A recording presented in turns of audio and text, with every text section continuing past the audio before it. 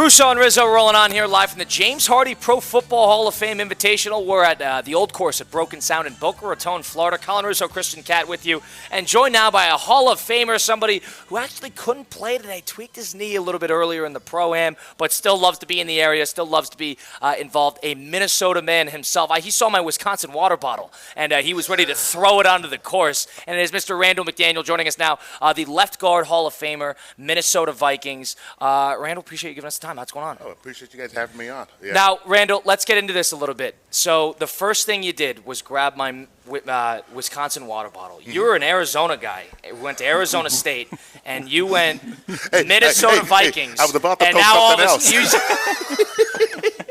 And all of a sudden, we were anti-Wisconsin. You didn't even go to Minnesota. You're just a Minnesota Viking guy. So you have you embodied all of the rivalries that Minnesota people kind of the spirit of it envisions. I have. I mean, I've been there for over 30 plus years. You never left. So yeah, I saw the Wisconsin bottle. Do we have the axe right now? Listen, yeah. I understand. I can't say anything to that. But, Randall, you played 14 years in the NFL. You had such an outstanding career. And I know we're involved here at the James Hardie Pro Football Hall of Fame Invitational. It's probably awesome to get out here and see a bunch of the guys you used to play with, play against. Give me a sense of coming to an event like this where it's a little bit more casual. You're playing with pro golfers. I'm sure it gets competitive, but you also get to see a bunch of the guys in the Pro Football Hall of Fame. Well, I would say this. Getting back with the guys in the Hall of Fame, it's like a family, your second family, and that's great to see. But all of the guys that are out here, we all want to golf. We all think we are those professionals. And like I said, we've been watching them on TV, and we think we're as good as they are until we get next to them, and then we realize we're just a hat. But they're our heroes. I mean, I live on the Golf Channel. I mean, and John Daly's out here playing. Jensen. All of them. I mean, I was supposed to golf for Tom Lehman.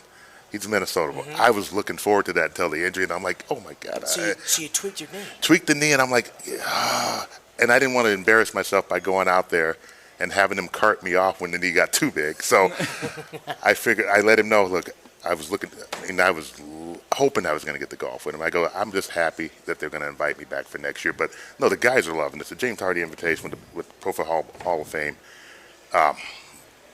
What a great marriage, putting the two together. We're all happy to be here. We're all looking forward to getting bigger and better and going on for next year. I'm here. That's how excited I am. Hard to complain. Hard to complain when you get to come out and play golf 4 days in a row. And like I said, all the guys are loving it. They're enjoying it. We appreciate everybody here. The people are great. The staff here at the facility has been excellent. And I would say, because I'm a lineman, the food is, yes. That's all you don't lose the appetite when you're a lineman. Yeah, you don't lose that appetite. They fed us well. I think I gained about 10 pounds in 2 days, so that's a good thing. As an offensive lineman, you're in the Pro Football Hall of Fame for a reason, so toughness had to be a key of the game, just in general in life. Does it kind of stink that a sport like golf, where it doesn't have to be an injury that is that gruesome and that damaging in the grand scope of things, but the littlest tweak can take you out? A little tweak and a little swelling, and I can't keep balance very well. Yeah. If I was playing football, I can work through it. Get that brace on. Slap a brace on, and then I can still impose my will over the guy in front of me. But that little golf ball not moving, and you got to line it, get everything in sync to swing. And if you don't do it right, it's 2 fairways over, or it's just barely off the tee by a yard, or you're standing there like, I got to play my second shot from here. Yes. So, but no, big tough guy went down by a little tweaked knee. Do you have a handicap index? Do you have a number to judge upon? You rolled your eyes. This is poor, isn't it, Randall? Randall, come on, you're a Hall of Famer. Let's go. I hold you to a higher standard. I could say it's in the single digits, but I'll be honest, because that's what golf is all about. Of course. You give the real score. So it's 12-5. 12-5. Yeah. I'm not upset with that because I'm a lineman. I mean, if they could see my hands, how do you hold onto a club with hands that hurt all the time? But like I said, golf is something that we can do for the rest of our lives. It doesn't truly beat your body up. We talked to Steve Hutchinson yesterday, another guard who we asked him, because somebody who played in Minnesota as well. Did you play when you were in your playing career? And then he's like, oh, what are you going to play for the 8 weeks a year that Minnesota allows you to get on the golf course? I mean, was this something that you picked up in your playing career, or is this sort of post-playing career that you kind of picked up the game? So the year I got inducted into the Hall of Fame, 2009, is the year that I decided to start playing golf. Wow, so this is okay. And I picked the bucket list of the top 100 golf courses in the USA from 2009, and I've been chasing that list since then. And since I no longer work in the elementary school, I retired after 20 years, I can now travel a little more. I don't have to wait till school's out to play. I can now play year-round in some states where the courses I want to play. And there's a bunch here that I need Florida, to start absolutely. getting. I'm looking forward to that. But, So how many are you at? Do you have a number? I'm at 45. 45. Yeah, Okay, 40. so you're well on your way. I'm going to try to get over halfway before the summer's out. So that's good. Inverness is coming up. TPC Sawgrass is coming up in a few weeks. Yes. Well, okay. So I got to get the knee right so I don't embarrass myself too bad. Right. This is like a week by week thing back in the season. You know, once you get your off season, then you can take a couple weeks off and get your real body right. But now it's just rehab and refuel. So as a 12-5 handicap, around that number, what's it like playing with people, a gallery around you? Do you feel the pressure more so than the cameras? It's a lot easier to play football with a crowd around you. Because you're not going to kill the guy in the front row. I mean, I sit here, so I played in the Pro-Am and 3M Open, and that's coming up. And the first time I played it, I go up to the tee box, and I'm tee my ball up, and I can hear people saying, "That's Randall McDaniel, that's Randall McDaniel." And I'm like, oh. Bleep. Oh, man, I can't do it. So I stood there, and my buddy's caddying for me, and I'm standing there just looking like I'm visualizing. He goes, "Man, you should have hit the ball by now." I'm like, everybody knows who I am. Give me a moment. Give me a second. I go, I don't think I can. I think it took me about 3 minutes to finally go up and pull the trigger. Oh my gosh, you got the yips on the course? I had to kick it off the tee box and just set it down on the ground like it was my second shot and then hit it from the grass. And everybody's like, and then he goes, "You can do this all day?" I go, "I don't know." We're going to find out. 2 holes of people saying that it was me. Then finally I went, you know what? It doesn't really matter. I'm not a professional. Right. And then I started, hey, watch out on that side. I might lay low and go. Yeah. Exactly. But it got great after that. Absolutely. So. Randall McDaniel, of course, the Hall of Fame guard, joining us now on Russo and Rizzo, ESPN 106.3. 14-year NFL vet, 12 with the Minnesota Vikings. Give me a sense of this. You're an Arizona guy. You get drafted by Minnesota, what was that, 88? 88. You're now all of a sudden, we're shifting north. Let's pack the car. We're going up to the tundra. We're going up to the winter there. What was going through your head thinking that, all right, I'm starting off my career with a pretty good team with Minnesota. You had a good first year and everything. So give me a sense of coming into Minnesota. How'd you acclimate to the new environment like that, playing for the Vikings? Give me a feel of that. It was an adjustment. One, I'd give you this. I told you that I had to learn to drive because I almost went off I did go off the freeway. With the snow and everything. With the snow and everything. But the best story would be, first time we played Green Bay, getting ready for the cold, playing that game. I got the layers on now. I had been taught a lesson in practice leading up to that week. The old butane heaters on the sideline. Yeah. I'm sitting on the sideline, and we get a turnover, and I go, ooh, warm your feet up a little more. So those flames are shooting out. I got my feet up there getting them warm, and then I turn around on the field. And I'm like, God, my feet are still hot. God. And I look down. I have melted the rubber around my shoes, and it's still going. And I got to run out and run a play. So I got a hot foot going out there on the field. With melted shoes? With melted shoes.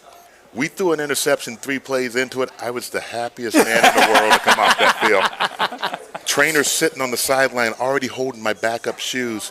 And I go, I didn't even tell you. He goes, we had a bet on who would set their shoes on fire, and we all picked you. So I acclimated very well. How's that? That's incredible. Too hot, by the way. They got to lower those heaters. Oh. But, I mean, 12 years with Minnesota. You played with some great teams. You played in some great environments. You mentioned playing in Lambeau. That's got to be a pretty surreal experience. That is. Because that's, I mean, as good as it gets, especially in the 90s, too, when they're sort of getting back to prominence. That was, the history of Lambeau Field. It's great. The history between the Vikings and the Packers is, the first time I played at Lambeau Field, I walked around. The linemen get there early, 3 hours before the game, and literally went out and walked around the field and just start thinking about the history of what happened in that stadium. It was beautiful, but when we played at Milwaukee County Stadium before Lambeau Field, 2 teams on the same sideline, I go, is this the NFL? This is Green Bay? But Lambeau Field, it is. It's a place you got to go see. Green Bay is so bizarre in that sense. It's a suburban town, and then there's an NFL stadium right there. And the beauty of we talked golf. We were at a golf course. I went to play Whistling Straits. I stopped at the Green Bay's Hall of Fame on my way Right. because you got to drive by it, and I Right. thought I got to go see it because it doesn't matter that I didn't play with them. It's the history. You know the history, and then you get in the Hall of Fame and you meet all the guys that played with Green Bay, and The Jerry Kramers of the world. met and them all. everything like that. Yeah, and so but Green Bay, frozen. Yeah, that's just something to play. Now, playing in cold environments as a lineman, does it almost tune you up a little bit more comparatively to playing in the heat? Do you like one more than the other? You played in Arizona State, so you're kind of used to the heat. I'm used to the heat. I'm not used to the humidity, but there was always a bet in Minnesota playing in the cold weather. You practice in the cold weather.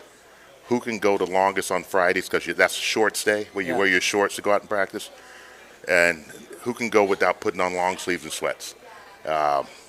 End of the year. End of the year.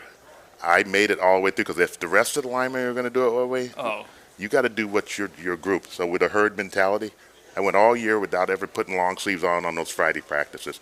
Yes, I froze my ass off. But then you do get used to it. Once you start moving around, you don't feel the cold. You just do your job. And then afterwards, there's hot soup, cider, and whatever else you want to drink to get back to warm again. With those heated rivals like the Packers, like the Bears, does that sports hate, does that deteriorate the further and further you get away from the playing days, or is it still alive and well?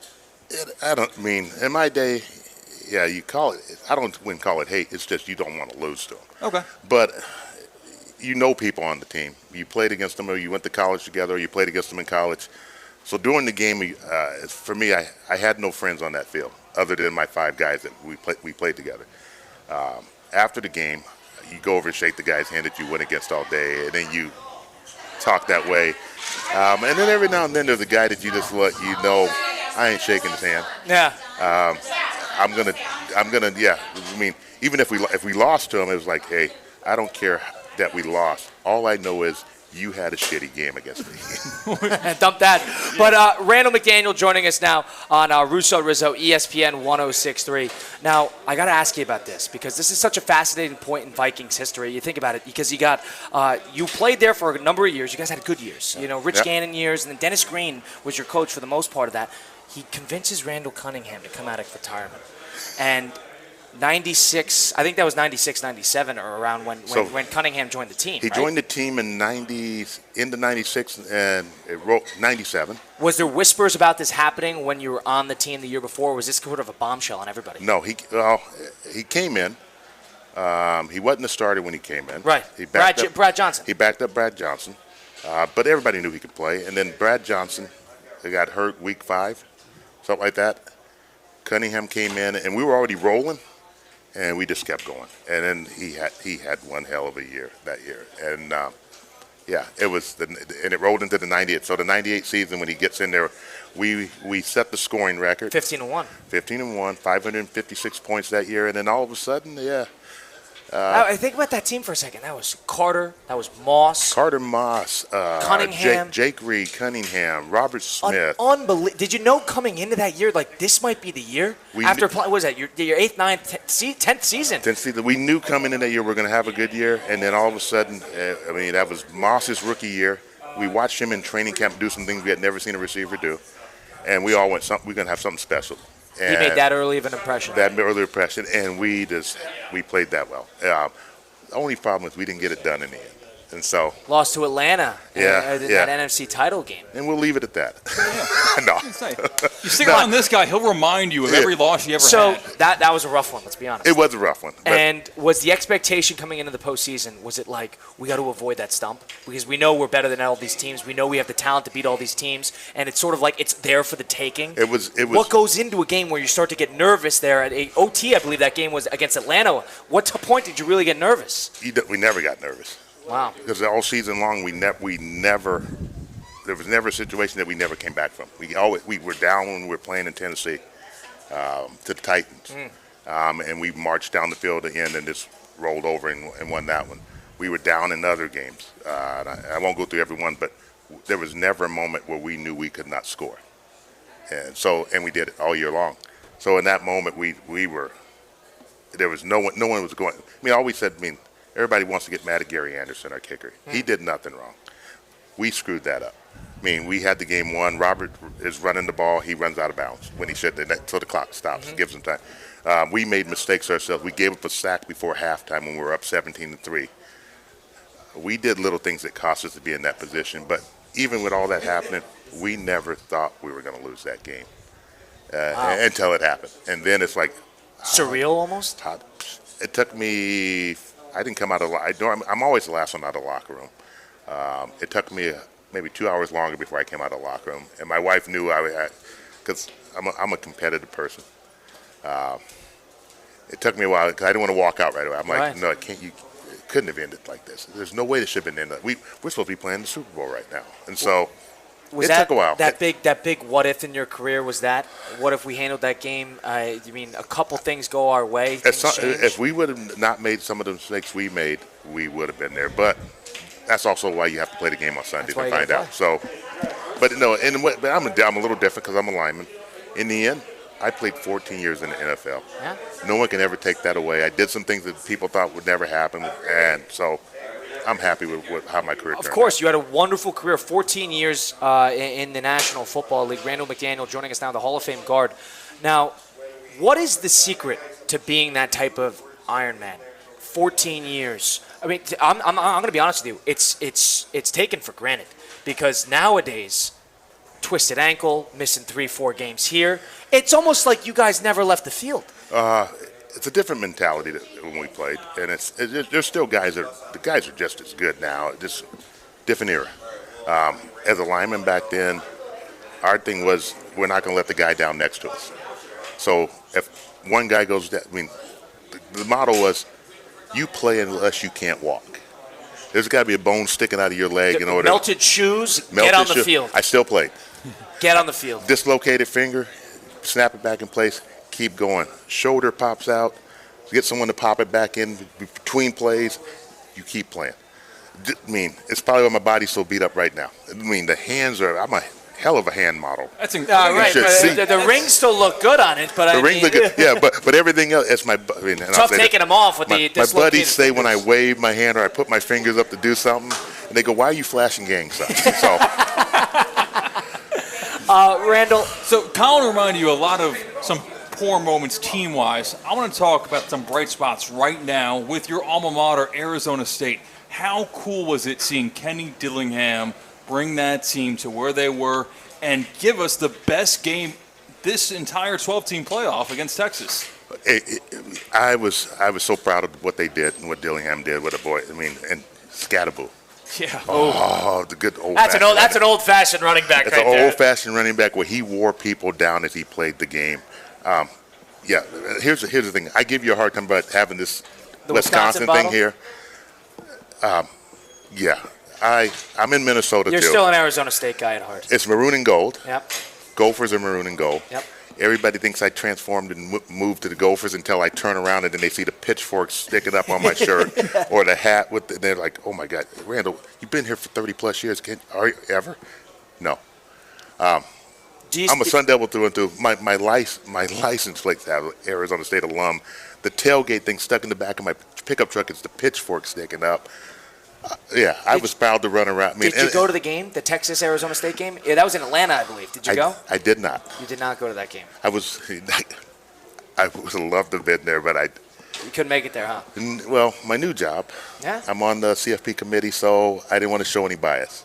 So I did. I forgot about so that. I could not go, and that's the thing I said. I want to make sure people know that I'm actually doing my job on the committee, but I always, let them know, hey. Let's be honest. You're making me proud. Let's be honest for a second. Those conversations, that's a tricky spot right there because you got a team. I mean, granted, the automatic bid's completely fine, but that's a tricky spot there with other teams getting in. I mean, the big story was the SMU, Alabama, and SMU getting in over Alabama. That was a huge topic of conversation, the strength of schedule versus the actual body of work. Mm-hmm. Where did you lie on that spectrum? And I'll leave it that you call our chairman, or you call the guys in Dallas, and they'll give you everything you want to know. Smart. He's smart. But so people actually get out of the room when their team is being discussed. You have to recuse yourself if it comes up that your team's in there, and so you do it. You do it the right way. You do it. I mean, you do what's right, not what's easy. So Do you like the idea how it's shifting? It's probably going to expand again. I mean, he probably has information that we don't, Yeah, so I'm going to have true. to be careful here.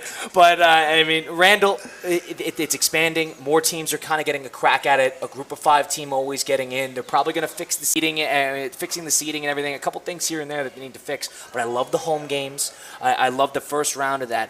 You think it's ultimately bigger is better, more, it just adds more? I'm setting you up here. Let's see you are setting me up, but and you're more than welcome to your opinion. Like I said, I will follow the protocol that they give us to do when we're in that room. Company man. And that's about it. I can't give you much. I mean, like I said, if you want to talk to the guys in Dallas, Rich Clark, our chairman, president of it, give him a call.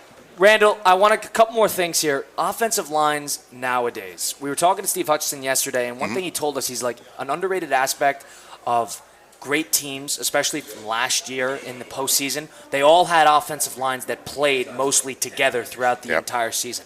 It's let's move this guy left guard to left tackle, see if he can figure it out there. We're shifting the center to guard. So much movement nowadays. I think it almost the versatility maybe is being a slightly overrated instead of having your guys. Give me a sense of your perspective on that. In my opinion, Yeah. as a lineman, and having a coach that played line and with a college football Hall of Famer, Tennessee, John Michaels. I mean, it's my opinion. A lot of coaches who coach line never played line. They never had a coach that played line. The one thing about playing offensive line, it's 5 guys playing as one. You know what the guy next to you is going to do every time when a play's called or when the defense shifts or right before the snap. Or everybody's thinking the same thing. And I know it's a new trend. Shift this guy over to here, shift this guy to that spot. We'll be fine. He's a good athlete. He'll be able to do it. But he's not thinking he doesn't know what that guy's thinking and what he's going to do because he hasn't practiced that way with him. And he's all over the line, so he's like, oh, I got to do this. A moment of hesitation, and everything's done. All it takes is that brief moment of hesitation for an offensive lineman, and one lineman can ruin it for the whole group because you're 5 guys playing as one. So, no, I'm not a big fan of them shifting him around. He's center of this play. He's over here that play. And I always look to see if the guy ever played line in his life. And so The coaches, for that matter, huh? my opinion is that they're screwing it up for me. That's just my opinion. So anybody, like I said, my coach that I had was an offensive lineman, and he's a college football Hall of Fame offensive lineman. My coach in high school, Tom Freeman, played offensive line all his life, and he's the one that taught me how to play offensive line, learn to read the defenses, know what's going on. You know what they can move to before they move to it. That way you're not surprised. Watch your film, study, break them down. Yeah, I'm not a big fan of what they do now today, so we'll just leave it at that. And we're speaking with Randall McDaniel, Pro Football Hall of Fame offensive lineman. From the offensive line perspective, what are your opinions on a hot topic that was at the NFL owners meeting, which was Tush push. the Tush push? It's because guys don't know how to stop it. We ran it all the time when we played. I mean, we always had a wedge way where we did everything. It used to be everybody practicing pads all the time throughout the week, so defenses learned how to get down there and root against them and try to slow it down. Because they don't do that anymore, I mean, God, I love it. I mean, it's just because people think, well, that's unfair. Is it unfair that, with all the other stuff going on, defense is allowed to do certain things? And Tyreek Hill was the fastest guy in the NFL to throw a deep ball. If you can't get lower than them and root them out of there to stop the quarterback, just step out of the way. If you don't want to get run over, get out of the way. Since you're in these, not this specific discussion, but you are in these people that are in decision-making roles, what's more likely, the tush push being banned in a certain way, or eventually someone finds a way to counteract it? I think Eagles got it down. I love watching them run it too. They don't exploit anything. They got the big guys for it. They got a big quarterback. They got strong guys behind him in the tight ends. They don't hide it. They tell you what they're going to do. Everybody knows it. So what are you worried about? Get up there and stop them. Get underneath them. Stop it if you want to stop it. If not, just open up the hole and let them walk in if you don't want to get run over. And is the injury excuse kind of BS? For them to get hurt? Yeah. I think it is. I mean, my thing, as an offensive lineman, they're not annoyed about the injuries. They're annoyed because they can't stop it. They can't stop it. Yeah. And watching them do that, the linemen are doing exactly what they're supposed to do. They're imposing their will over the guy in front of them. Yeah, it hurts them. Hurts their feelings. Yeah, it hurts their feelings. Randall, last thing here, I'm curious. Best defensive lineman you ever won against? Who was John that? Randall. John Randall. And we'll leave it at that. I will say this. John Randall made me better. 10 years we went against each other in practice every day.